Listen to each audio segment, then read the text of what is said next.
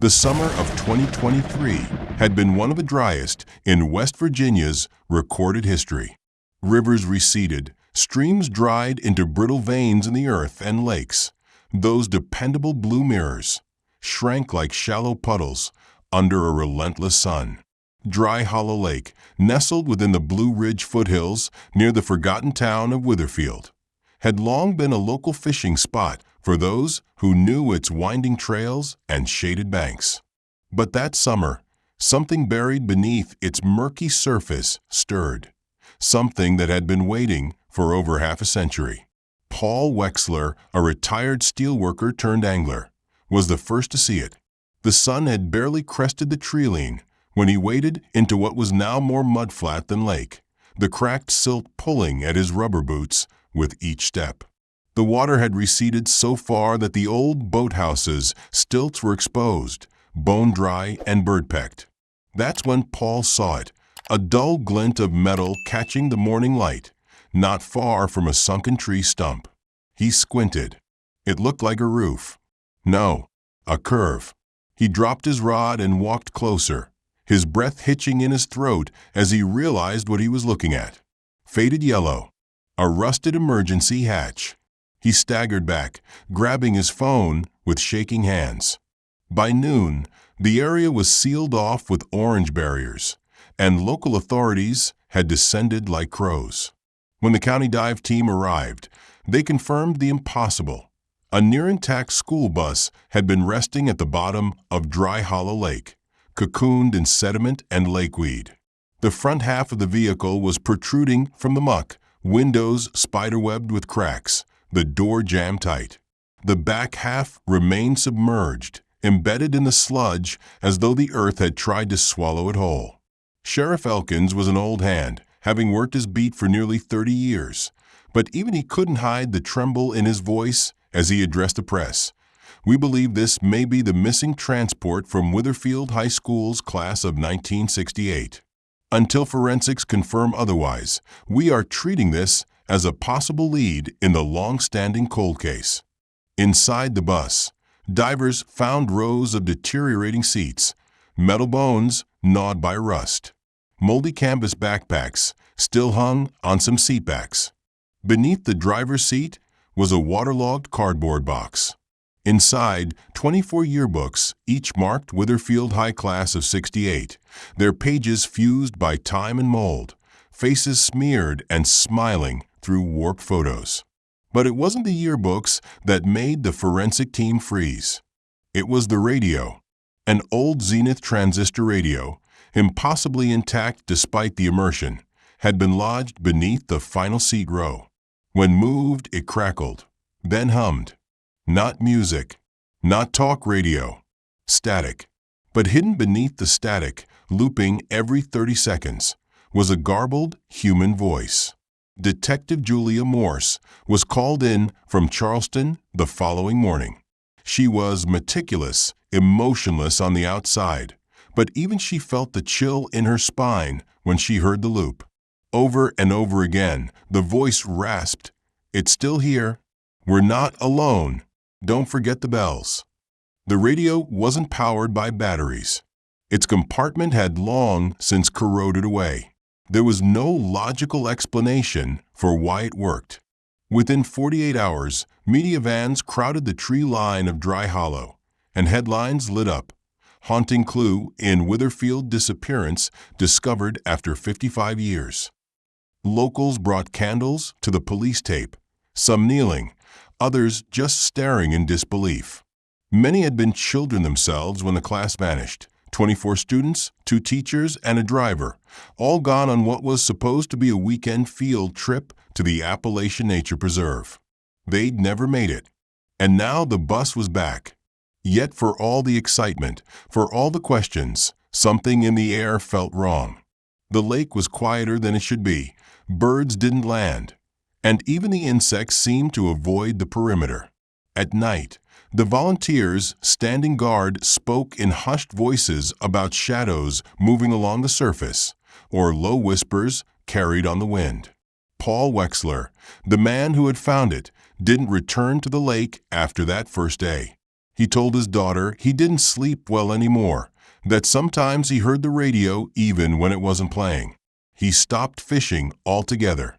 The town of Witherfield, long dismissed as just another faded dot on the state map, was now the epicenter of a renewed mystery. And for many, this discovery wasn't a resolution. It was the beginning of something far more disturbing. Because everyone had assumed the class of '68 had died. Now, the real question wasn't how they disappeared. It was what had kept them hidden all this time. Detective Julia Morse sat alone in the temporary command tent erected beside the now infamous Dry Hollow Lake, her eyes glued to the inventory lists being compiled by the forensics team. The bus had been carefully extracted from the lake bed over the course of 3 painstaking days, and every recovered item was being cataloged under strict chain of custody protocols. Among the moldy textbooks, rusted thermoses, and disintegrating lunch sacks, there was a growing pile of more personal artifacts, objects that made this cold case suddenly feel very warm-blooded. Necklaces with initials, journal entries, crumpled letters to summer camp crushes. But it wasn't sentimentality that made Julia's brow furrow. It was the numbers. Originally, the Witherfield High School class of 1968 was believed to have lost 24 students during that trip, as per the official district records. That number had been repeated in every article, every investigative file, every candlelight vigil program for over 5 decades. The same number had been etched into the memorial plaque installed at the front lawn of the now-defunct high school. 24. No more, no less. Yet here in her hands, Julia was holding a list of 25 unique student ID badges recovered from inside the bus. She read the names aloud, softly to herself, marking each one with a check. Margaret Dunn, Francis Collier, Stephen E., Elaine Ripley, Carlos Hayes. The names were familiar, burned into memory from the briefing packets. Then she reached the final badge, E. Lively, a small aluminum nameplate etched in neat block letters, pinned to a faded red backpack. E. Lively? The name didn't ring any bells. She pulled the district roster printout closer and scanned line by line. No Lively, no E, no variant spelling or typographical anomaly. She cross-referenced it with yearbook scans. Still nothing. Whoever this person was, they had been on that bus. Their backpack contained a leather-bound diary, a sketchbook, and a Witherfield library card signed in precise cursive, Elo Lively. The room seemed colder suddenly, though the summer heat still baked the canvas tent above her. Julia called over Officer Reuben Grant, a tech-savvy deputy with an eye for anomalies. I need you to pull every enrollment record from 1966 to 1968, she said, tapping the nameplate. Scan for this name. Cross-check with DMV archives, voter rolls, census data. I want to know if Elo Lively ever legally existed. Hours passed. When Reuben returned, his face was pale beneath his sunglasses. We've got nothing. No school ID, no home address, no state records. It's like she was never here. But she had a library card. Not in the system anymore, he replied, pulling up a grainy scan. According to the town archives, the Witherfield Public Library had a manual ledger back then. No microfiche, no backup. And the original logs were destroyed in a fire in 1972. Julia rubbed her temples. So you're telling me someone not on the official list, with no legal footprint, had a backpack, a badge, and personal belongings on that bus? Yes, ma'am. What about the sketchbook? Reuben opened a plastic evidence folder. The pages were surprisingly well preserved. Intricate pencil drawings filled the entire volume. Faces, some of which matched the other missing students, were surrounded by surreal elements. Vines growing from eyes, schoolbooks floating in midair, figures without mouths staring at the sky. In one drawing, the entire class stood in a circle in the woods, holding hands. At the center of the circle, a girl knelt, blindfolded, arms raised. In another, a bus with crooked wheels was shown driving off a cliff into the clouds. Julia stopped at a self-portrait labeled Yell. The girl's face was angular, almost ethereal, her eyes large and heavy-lidded, hair parted straight down the middle. Behind her loomed shadowy trees, their branches forming the vague outline of a keyhole. "Was this girl ever in the class photo?" she asked. "No, not even in the club candids or hallway shots." Julia's stomach twisted. She glanced again at the names engraved on the memorial plaque. There was no Lively, no Aloan, and yet the artifacts didn't lie.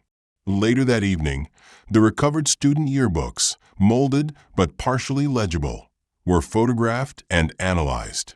On page 42 of the clubs and activity section, someone had penciled in a name below a photo of the school's Writers' Society, Aloan L. The handwriting didn't match any known student signatures. Stranger still, Aloan's face wasn't in the photo. The pencil label floated under empty space. The next day, a former Witherfield teacher, now in her 80s, Mrs. Beryl Tamson, agreed to a phone interview. When asked about Aloan, she went quiet.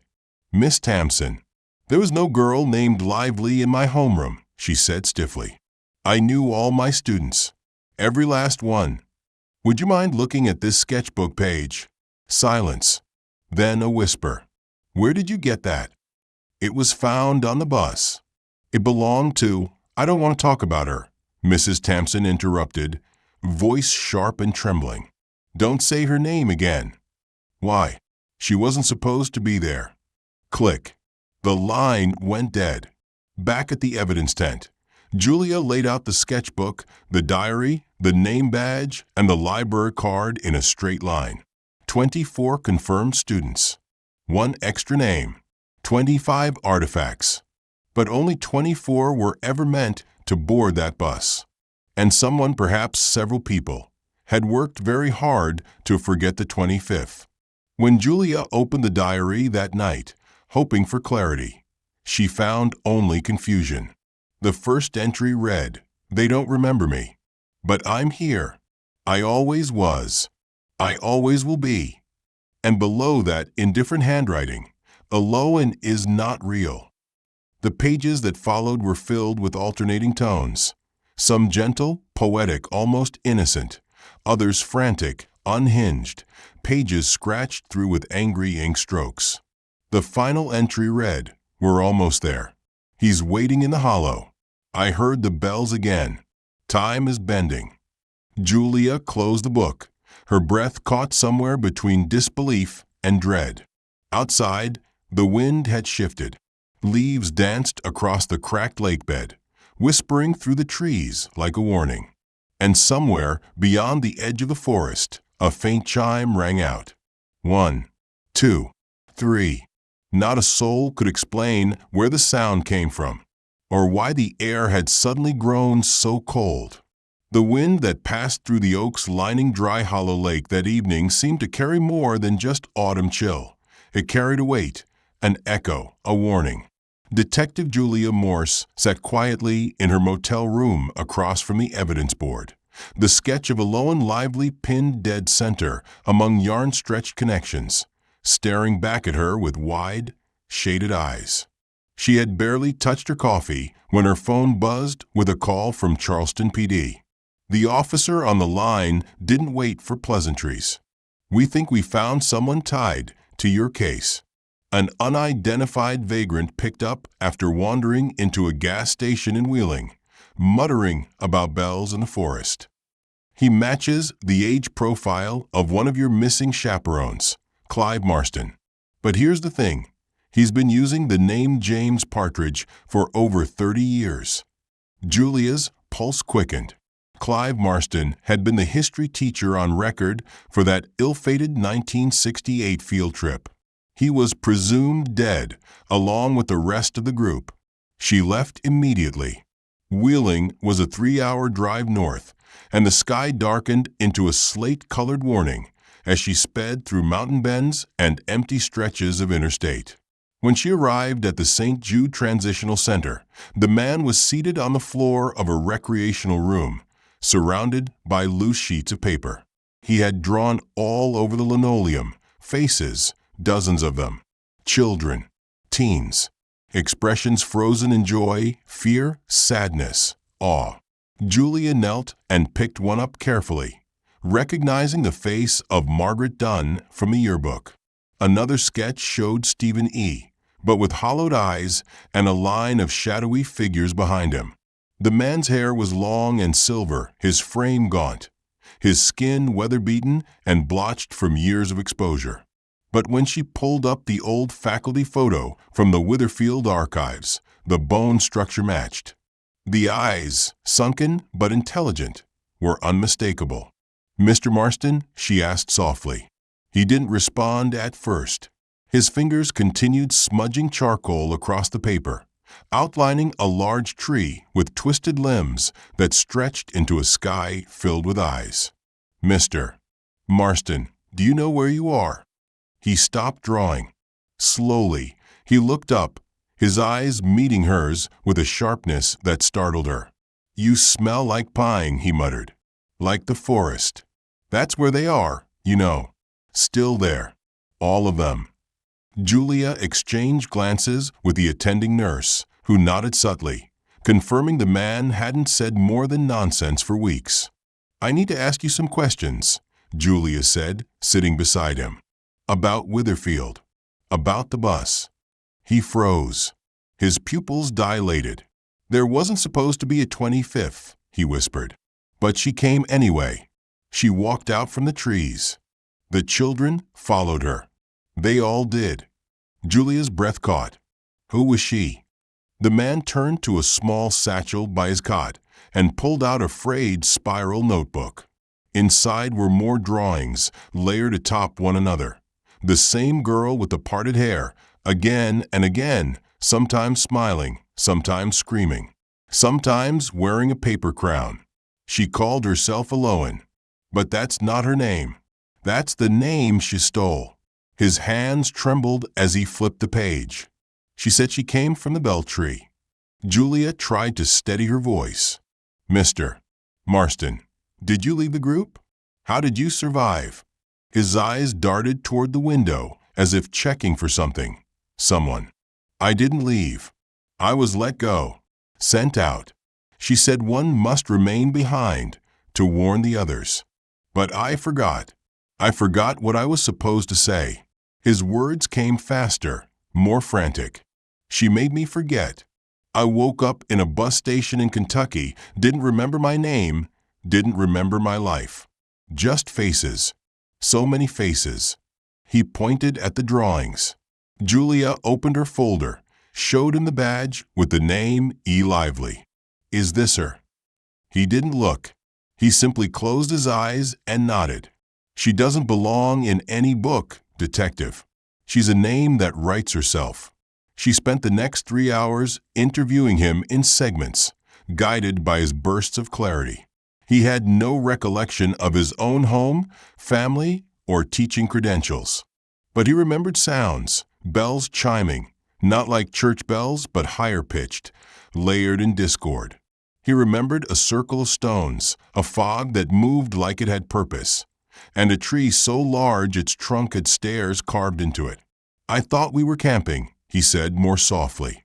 "But it wasn't a forest. Not really. Something was behind it, like a mask.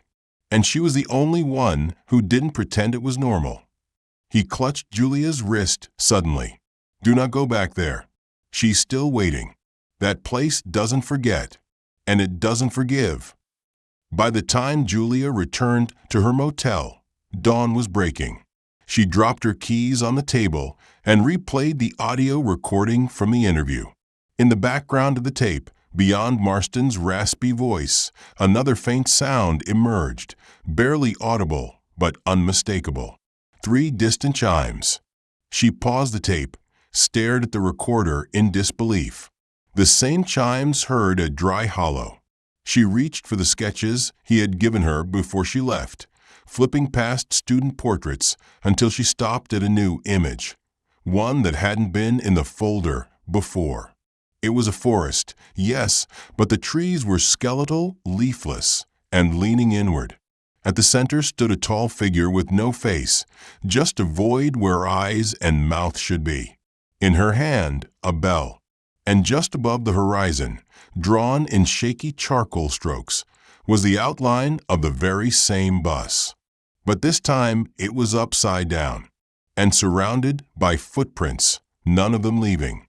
The scent of old paper and dust filled Julia Morse's nose as she stepped into the Government Records Archive in Charleston, where the cold case liaison for the FBI had agreed to meet her.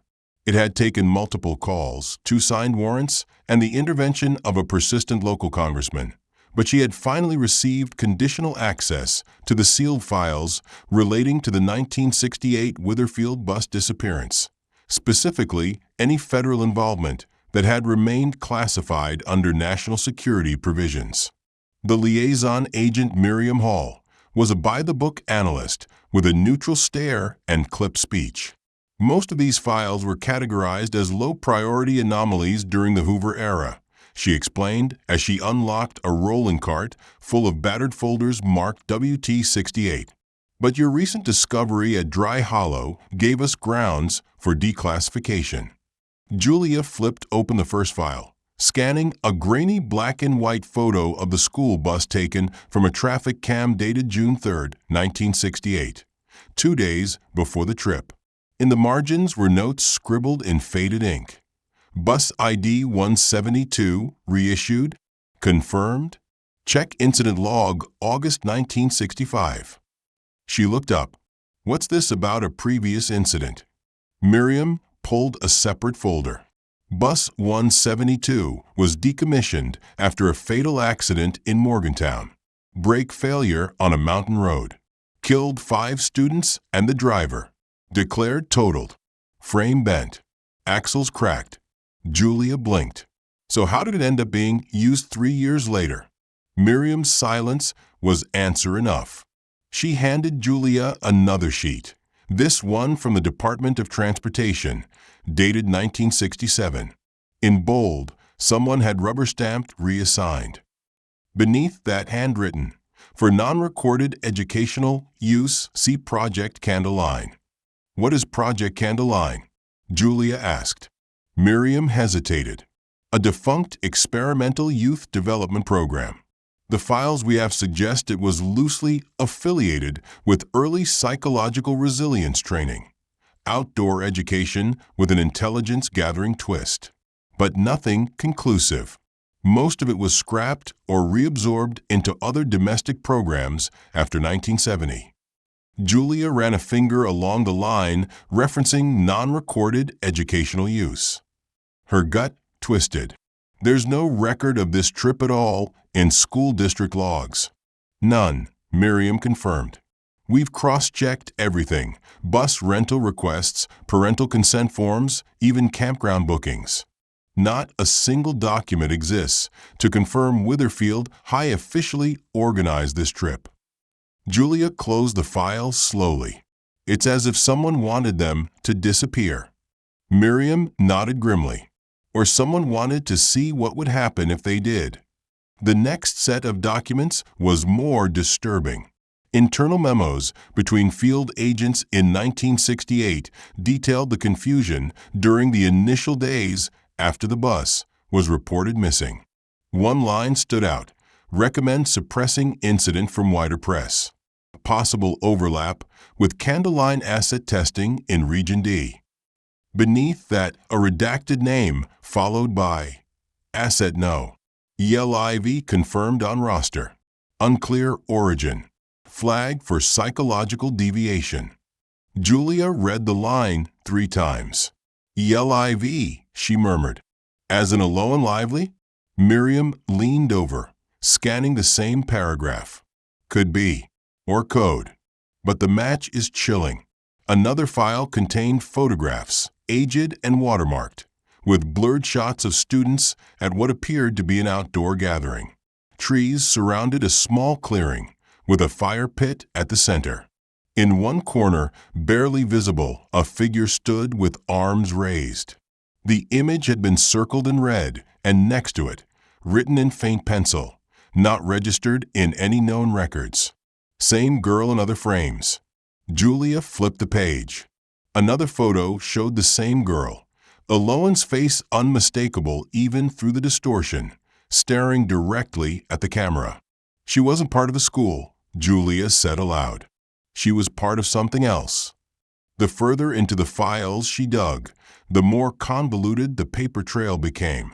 Reports shifted from missing persons logistics to references about psychosocial manipulation, group delusion triggers, and observational containment. There were notes on emergent group behavior under unsupervised wilderness exposure, and a chilling entry marked June 10, 68. Subjects showed signs of fragmented temporal perception. Belief in nonlinear time recurrence observed in 5 of 24. Recommend field shutdown, but no retrieval possible. Julia looked at Miriam. Did anyone try to bring him back? Miriam sighed. All recovery missions were denied at high levels. Once the bus failed to appear within the expected window, the site was deemed compromised. Access restricted. The official line? Natural accident. No survivors. Resources reallocated. Julia shook her head, her thoughts racing. Someone had used those children, those teachers, as part of an unsanctioned, shadowy program. And when it went wrong, they buried the truth beneath layers of bureaucracy, redactions, and silence. Her pen hovered over a document titled Post-Candleline Containment Strategy. The first bullet point read, "Discredit witnesses. Remove anomalous identifiers. Reinforce localized mythologizing." Julia slammed the folder shut. They made it into a ghost story so no one would believe it.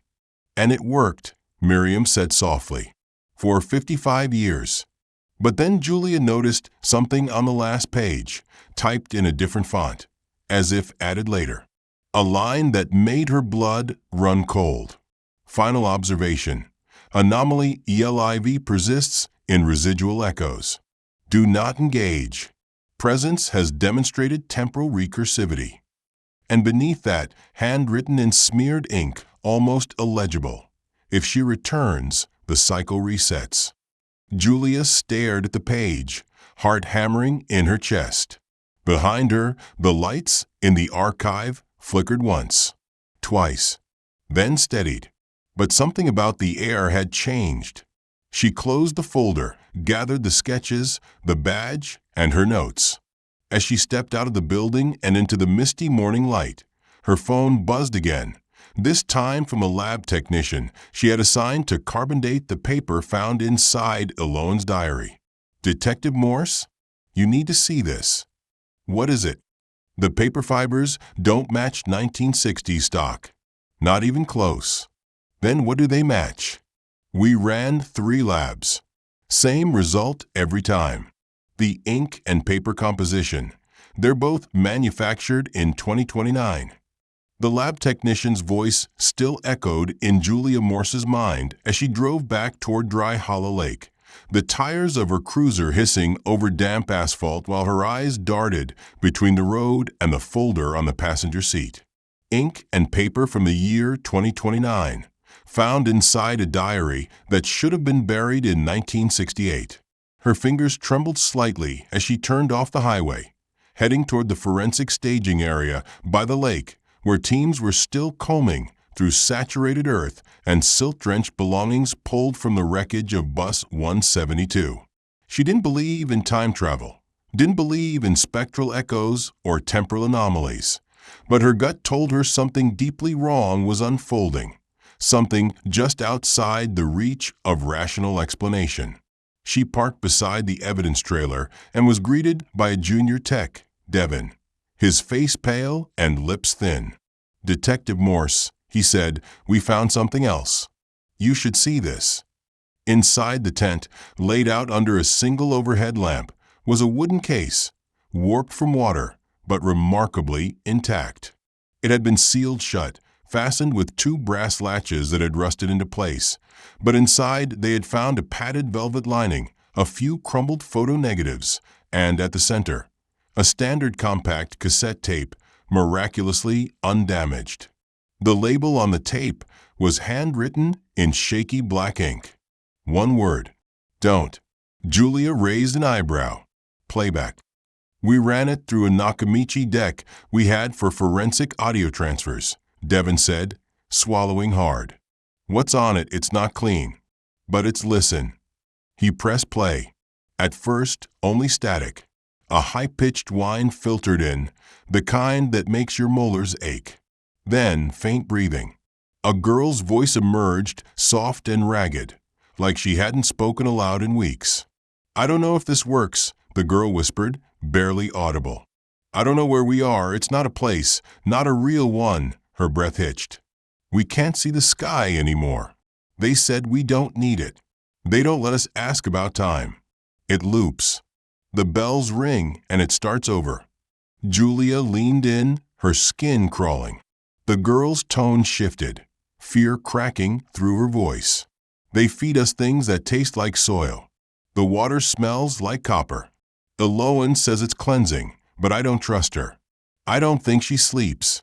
A scraping sound cut through the recording. Something metallic dragged across stone. The girl gasped. They're coming. They're always coming. We're not in the forest anymore. I think the forest is in us. Her voice dropped to a whisper, so thin Julia could barely make out. If someone finds this, don't come looking. We don't want to leave anymore. They won't let us go. We're not anywhere. We're not anywhere. Then came the laughter. It didn't belong to the girl. It started as a soft chuckle, low, genderless, full of mocking amusement. But then it deepened into something else entirely, something not human. Julia flinched as the sound rose in pitch and volume, forcing a violent pop of distortion through the speakers before the tape abruptly cut to silence. "Did you isolate the voice?" she asked. Devin nodded, eyes wide. "We ran it through frequency filters. There's an anomaly. No known vocal pattern matches the laugh. No human range fits the full waveform. It's like he trailed off." Like what? Like it was layered from inside the tape. Not recorded. Like it was already there. Julia stared at the cassette, unease sinking into her chest like ice water. "Can you tell who the girl was?" We cross-checked the voice with all known recordings from Witherfield's class of '68, choir recitals, debate club tapes, even radio interviews, Devin said. Closest match is a girl named Lydia Croft, 17, president of the drama club. She disappeared with the rest. Julia recalled Lydia's photo, bright smile, hair in braids, eyes filled with a confident spark. That spark was gone in the recording.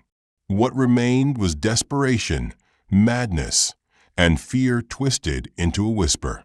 Devin hesitated. "There's one more thing." He handed Julia a printed spectrogram of the audio's final seconds. Amid the distorted laughter, there appeared a waveform pattern too precise to be incidental. It looked like symbols, shapes, like writing. Julia narrowed her eyes. "What the hell is that?" "We don't know. We sent it to a linguistics consultant at the university. Early theories suggest it resembles pre-Columbian pictographs, but also features recursion, fractal repetition in design, like it's trying to imitate language but not quite human, or maybe too human." She traced the curved lines with her finger. It felt like the edges of something watching. Outside the tent, the wind had picked up again, and the surface of Dry Hollow Lake shivered under the pale light. Julia stepped out and lit a cigarette with shaking hands. Across the muddy shoreline, she saw two techs kneeling by another exposed section of a lake bed. One held up a second suitcase, wooden, sealed with wax. She walked over quickly. Where was that found? Wedged between the roots of a cypress tree, about 40 yards from the bus. "Open it." They pried the wax seal loose and lifted the lid. Inside, carefully wrapped in oilskin, was a reel-to-reel tape recorder. The model was a Grundig TK-64, German-made, common in the late 60s. But the tape inside wasn't standard. It shimmered faintly. The label read, "Return copy session 3. Entry reset." Julia stepped back, heart hammering. "What the hell is session 3?" she muttered. And behind her, somewhere far across the woods, 3 bells rang again. Once, twice, then silence. The bells had barely faded from the treetops when the call came through.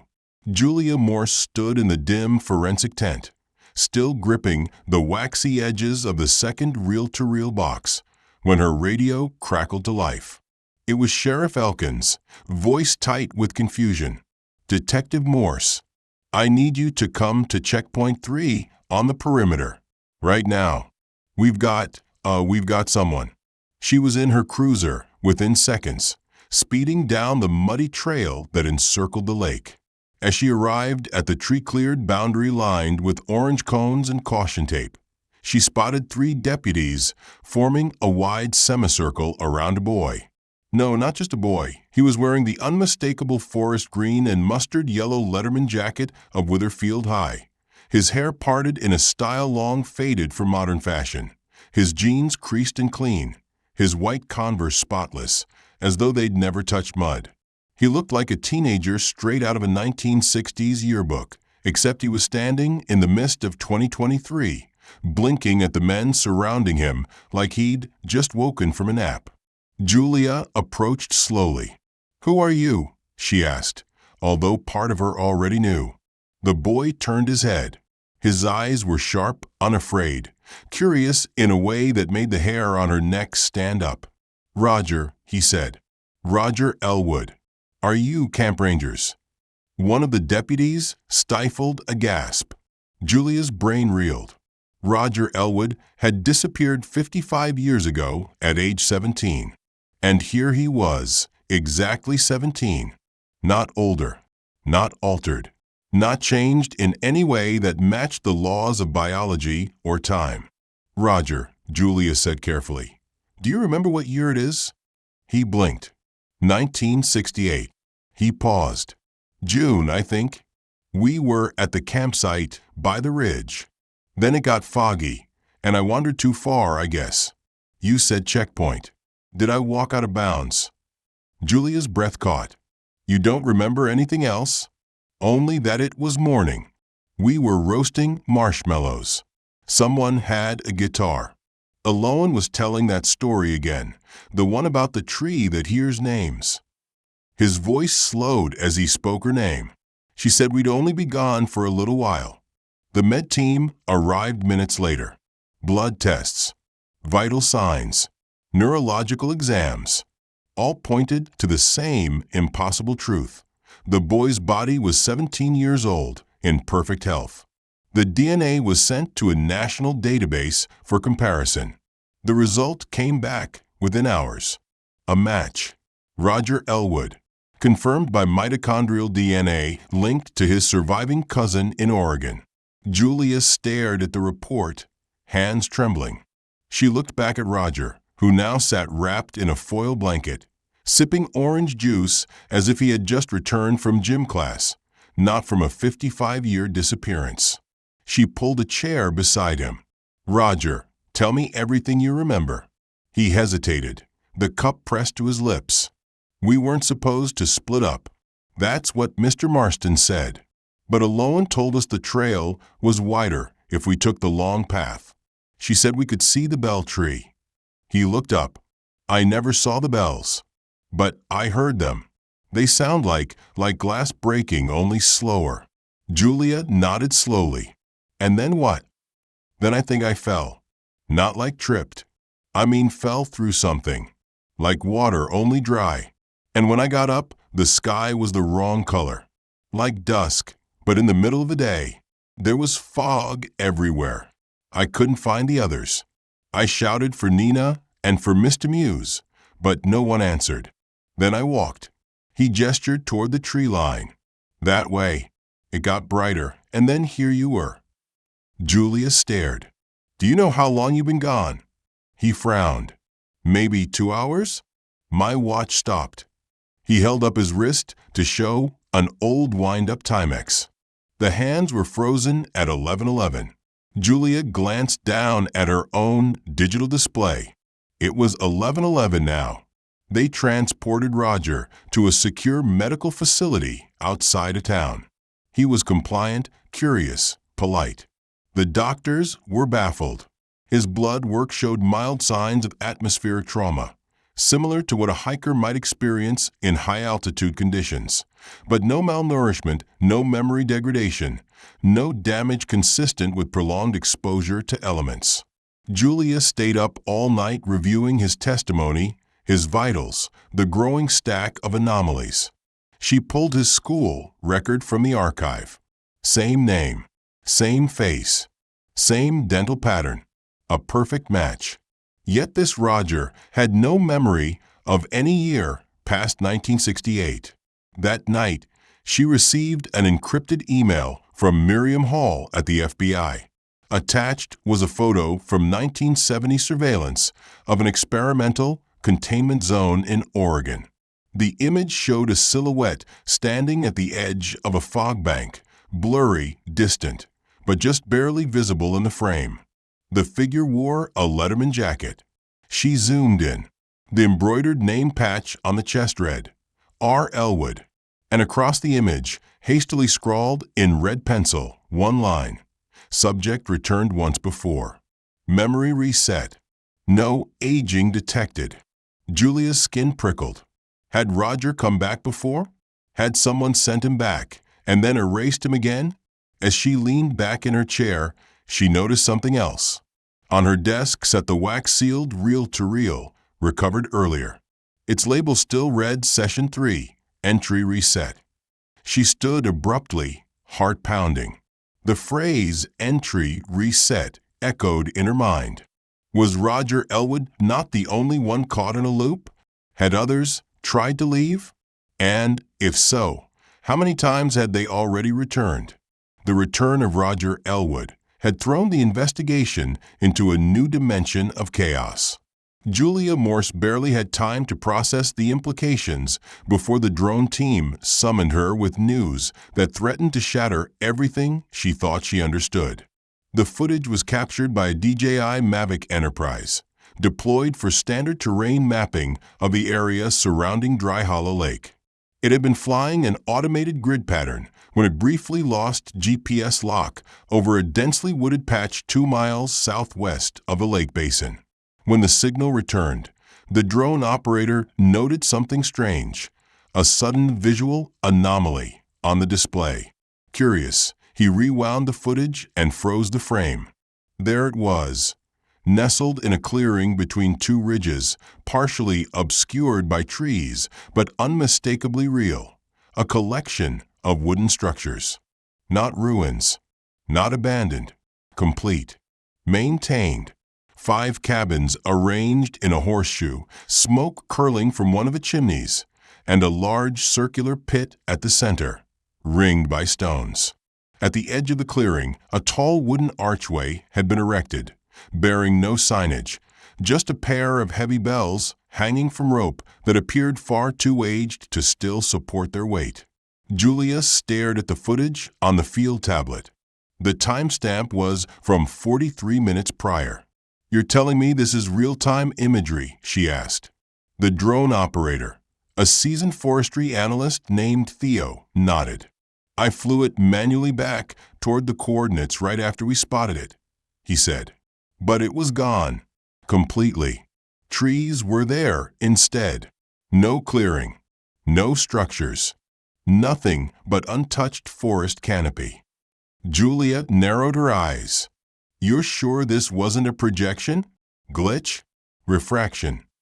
Theo shook his head. "No, ma'am. I have 10,000 hours logged. I know what forest looks like through lens distortion. This was real." They assembled a ground team within the hour. Armed with GPS coordinates and physical maps, they trekked on foot toward the location where the flyover had captured the Phantom Camp. Julia led them through thorn-thick undergrowth and moss-drenched stone paths that hadn't seen boots in decades. When they reached the location, exact by coordinates, confirmed by altimeter, there was nothing. Just dense pines. No smoke, no pit, no cabins.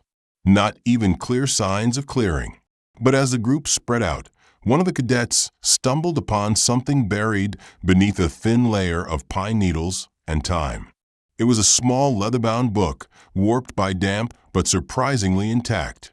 Its pages were brittle, edges gilded, the spine cracked. Julia took it into gloved hands and opened to the first page. It was a King James Bible, printed in 1907 by the Oxford Press. The inside cover held a simple inscription in fading ink, "For the faithful who remain." Beneath it, written in what looked like 3 different handwriting styles, were 3 names, all familiar: Lydia Croft, Francis Collier, Stephen E. Julia's breath left her body in a slow, involuntary exhale. She turned to the forensics officer behind her. "Get me UV and dating tests on the ink. I want to know if those signatures were made before this Bible was ever published or sometime after 1968. Further inspection of the ground revealed something else. Near the base of a tree stump, a faint pattern emerged in the soil, a perfect circle of blackened stones, partially buried, matching exactly the fire pit scene in the drone footage. The air smelled faintly of burnt cedar, though no ash remained. Julia knelt beside it. Her fingers brushed against a shard of charred ceramic. She lifted it into the light. It was part of a plate, the edge painted with a familiar crest, the Witherfield High School emblem. How could a piece of their school's dinnerware have survived in a place that officially did not exist? One of the rangers called out from a slope a few meters uphill. "Detective, something else." She climbed the ridge, heart thudding, and found herself staring at a stone wall embedded halfway into the earth, covered in ivy but unmistakably shaped by human hands. Carved into its face was a symbol, a circle within a square, and inside the circle, 3 bells, etched so deeply they had cut through layers of lichen. Julia photographed it, then placed her palm against the cold surface. It pulsed, not with heat, but with memory. A flicker of something not quite thought, not quite sensation, passed through her. The whisper of old laughter, the scent of marshmallows and firewood, the brief, searing image of eyes watching from between the trees. She jerked her hand back, shaking. Back at base, they reviewed the drone footage again, frame by frame. At timestamp 14 hours 7 minutes and 32 seconds, a figure became visible in the footage, barely noticeable at first. Standing beneath the wooden arch, dressed in a simple linen gown, hair loose, unmoving, face blurred by resolution. But when the team enhanced the contrast, the features came into focus. It was the same girl from the sketchbook, Eloan. Julia felt her knees weaken. The frame was only visible for 2 seconds before the drone banked left, losing her in the canopy. They tried flying another drone. No structure appeared. The clearing was gone. GPS drifted again, cameras fogged, and one unit lost its signal completely before crashing into the trees. The parts were never recovered. Later that evening, one of the rangers uploaded the footage to his laptop, isolating the segment with the girl beneath the bells. When he paused the video, his computer froze, just long enough for the speakers to emit a sound that hadn't been part of the recording. 3 clear chimes. And beneath them, a girl's voice, quiet and calm. "They've already left again, but the gate never closes for long." The bells had become more frequent. Once faint, distant echoes across the lake. Now they chimed unpredictably, sometimes in the dead of night, sometimes during forensic briefings, their metallic resonance embedded in the ears of everyone working the dry hollow site. Julia Morse kept pretending she hadn't begun to hear them even without external sound.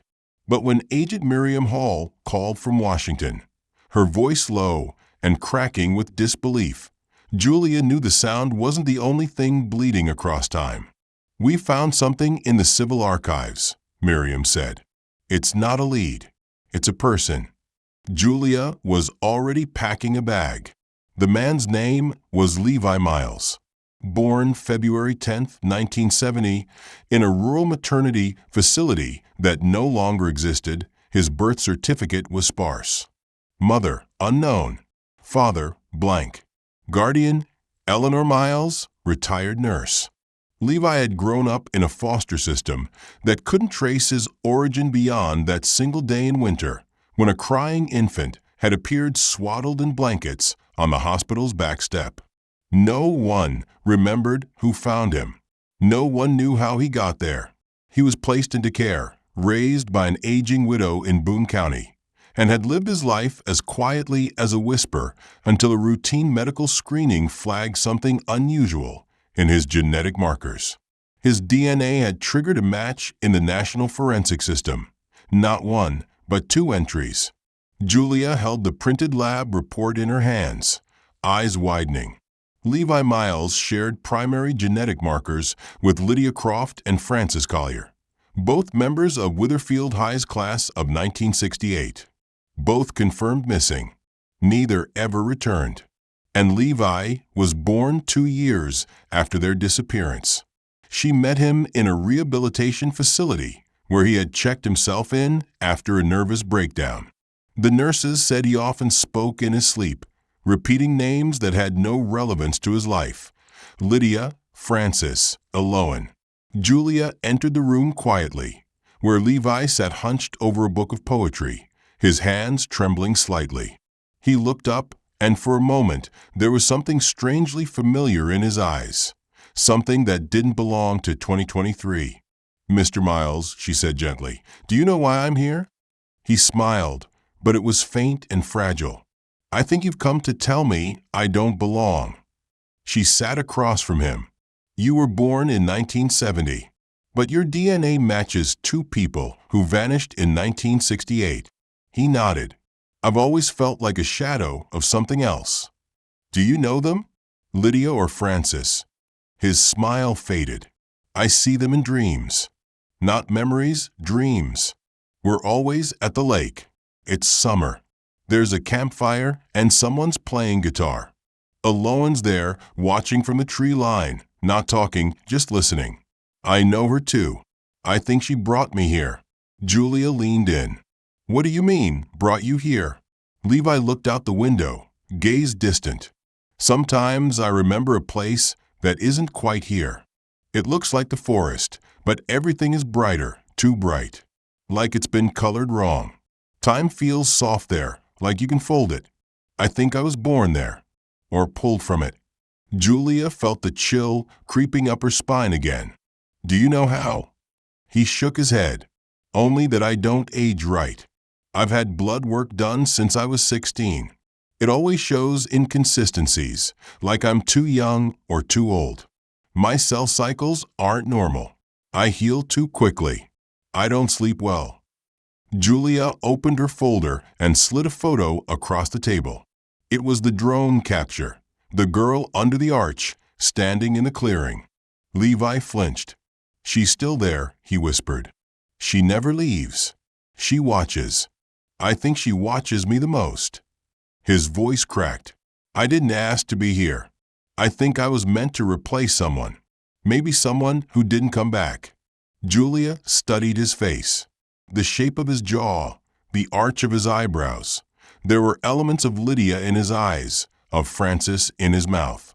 A strange biological blend of 2 people who should never have met again, much less conceived a child. And yet here he was, breathing proof that something had survived. Something or someone had continued in that place beyond Dry Hollow. "Levi," she said slowly, "have you ever been to West Virginia?" "No, would you go?" His eyes locked on hers. "I think I've already been there." Later that evening, as she filed a preliminary report, Julia received another message from Miriam. A separate lab in Denver had rerun the analysis for confirmation. It found a third mitochondrial strand within Levi's profile, one not traceable to any human database. Julia stared at the screen. Her fingers hovered over the keyboard as if touching something ancient. And in the hallway beyond her office, though there was no speaker, no device, no source of sound, she heard the unmistakable clink of bells. 3 notes, and a fourth, softer, like a footstep in soil. The sky over Dry Hollow had shifted to a bruised violet by the time Julia Morse stepped back into the evidence tent, her mind still swirling from the revelation about Levi Miles, the child born of 2 vanished students, and something else unnamed. She didn't have time to dwell on it. Another forensics team had just radioed in with a discovery from the storage compartment beneath the rear seats of Bus 172. What they'd found were 7 water-damaged spiral notebooks, each wrapped in wax paper and sealed with twine, labeled only with the initials of their presumed owners. The books had miraculously survived decades of submersion, and now, under the lab's gentle dehumidifying treatment, their contents had begun to reveal something profoundly unsettling. Page after page of adolescent handwriting, not focused on grades, friendships, or crushes, but on a shared dream, repeated across 7 distinct voices. Julia sat alone under a heat lamp in the forensic reading bay, flipping carefully through the journals, beginning with the one marked LC, Lydia Croft. The entry dated May 29, 1968, read, "I had it again. The same forest, the same light, everything too quiet. We walk single file through trees that bend toward us like they're listening. Aloan waits at the center. She never speaks. She just gestures, and we follow. No one questions it." Julia turned the page. She tells us the path is ready, that we'll finally pass through. What does that mean? Everyone else dreams it too. It's like we're all being rehearsed. The next journal, marked FC for Francis Collier, held a similar narrative, describing a masked figure with hollow eyes, who appeared at dusk and whispered things they couldn't remember upon waking, though the feeling lingered like smoke. He told me my name didn't matter anymore, that names are temporary and time is rented. Then he opened a door in the air and stepped through. Stephen Yee's entries leaned more analytical, as if trying to document the dreams like scientific phenomena. 7 of us discussed it again today. Same dream, same setting. Aloan always appears at the exact same point. She brings something with her each time, a bell, a box, a mirror. Last night, it was the mirror. We looked into it and saw versions of ourselves, older, younger, broken, laughing. I think this isn't a dream. I think it's an invitation. Julia skimmed the rest. Margaret Dunn described a clearing of stars under the dirt, where voices called up from beneath the ground, promising release. Carlos Hayes wrote of a narrow stairwell cut into the trunk of a massive tree, leading down into warmth and whispers. Elaine Ripley spoke of hearing her mother's voice in the wind, even though her mother had died 2 years earlier. All of them ended their entries with variations of the same phrase. The trip is the passage. The forest is the gate. We are chosen. This is the right. As Julia read, she noticed a peculiar pattern. Each entry referenced the dreams beginning 2 weeks before the scheduled camping trip. Each writer noted increasing lucidity, as if the dreams were less dreamlike and more memory with each passing day. One entry from Stephen chilled her to the core. I asked Aloan what happens if we don't go. She looked at me like I'd failed a test. Time will come for you anyway, she said, but not as kindly. He followed with a sketch, a crude, frantic image of a human figure without a face, standing at the edge of a forest where all the trees bent toward it. The words scrawled beneath it read, He waits in the hollow. Julia turned to the last notebook, unsigned, written in tight cursive. The entries began late, just days before the trip, and were filled with philosophical musings about letting go of the self, transcending memory, and becoming unwritten. The final line read, "To abandon the clock is to be free." They don't understand yet, but they will. Julia flipped back to the first page and saw only a single symbol, a mask. By now, a pattern had formed that Julia could no longer dismiss as coincidence. 7 students out of the 24 had detailed identical dreamscapes. All of them saw Eloan. All of them interacted with a masked figure. All of them believed the forest held a purpose beyond recreation. This was never a simple school trip. For some of them, it was a ritual. She pulled out the psych report of Clive Marston, now under psychiatric evaluation after decades of living under a false identity. Among his jumbled ramblings, one sentence appeared repeatedly. They weren't dreaming. They were rehearsing. Julia felt a tremor begin in her fingertips. What if Eloan hadn't appeared after they disappeared? What if she had appeared before? What if she was never one of them, but something older, something buried in the woods long before the school was built, long before Witherfield existed? As she set down the journals and stood to leave the reading bay, her phone vibrated again. This time it was Devin from the drone team. His message was short. New flyover. Structures are back. But they moved. He attached a still frame. The cabins now stood at the base of the mountain, nestled beside the river bend, aligned in a perfect 7-pointed star. In the center, a dark pit. And standing at the edge of that pit, visible even from 300 feet above, was the girl, Eloan, waiting. The return of the camp structures had shifted the investigation from uncanny to undeniable.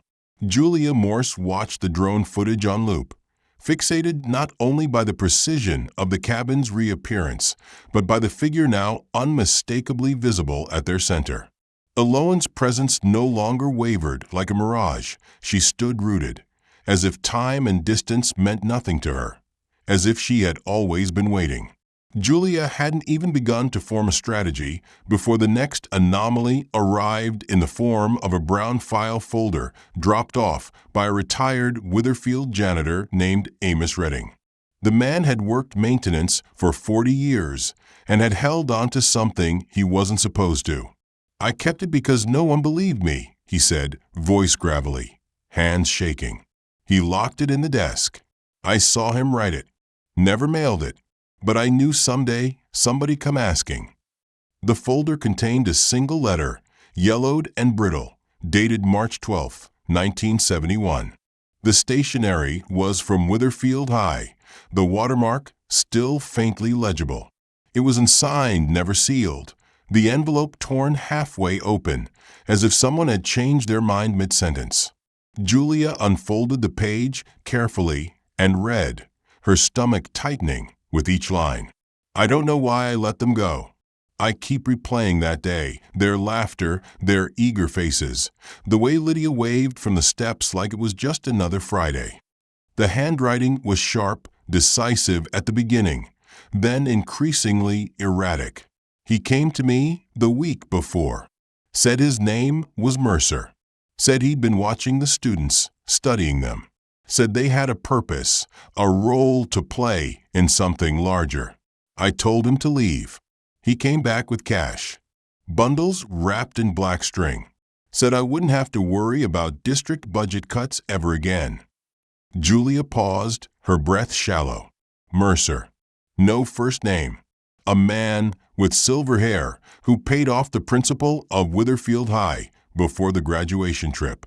She continued reading. He called it the Great Renewal.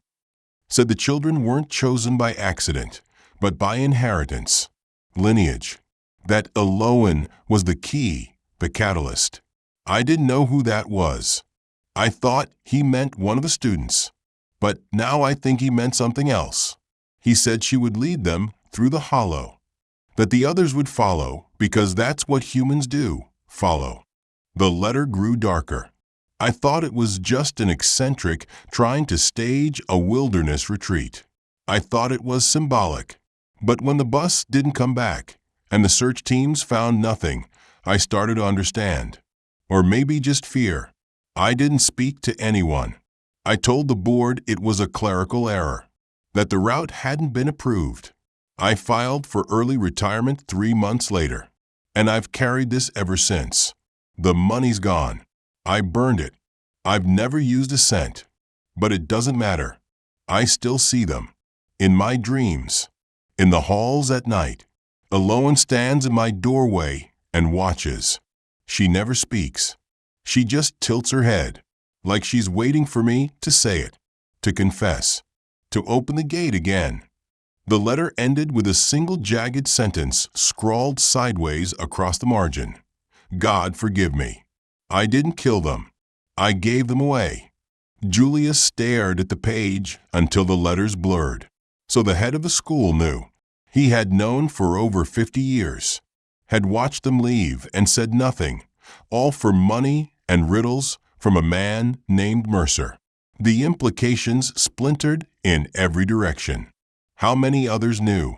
How far back did this go? Was Aloan born in the woods or summoned there?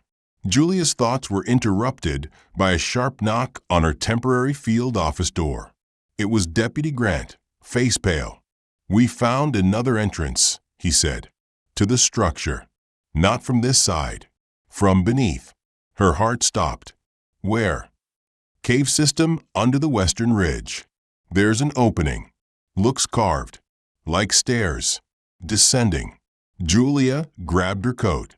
As she stepped into the cold evening light, the trees around Dry Hollow swayed without wind. She could feel it, something gathering, something vast and long buried coming awake. And somewhere across the lake, the bells rang again. This time not 3, 4. And the final chime echoed far longer than it should have. If you're still with me after this chilling tale, don't forget to like and subscribe. There are more stories buried beneath the surface, just waiting to be uncovered. Tell me in the comments, what do you think Aloan really is? Why did Roger return unchanged? And who or what was Mercer? Also, where in the world are you watching from?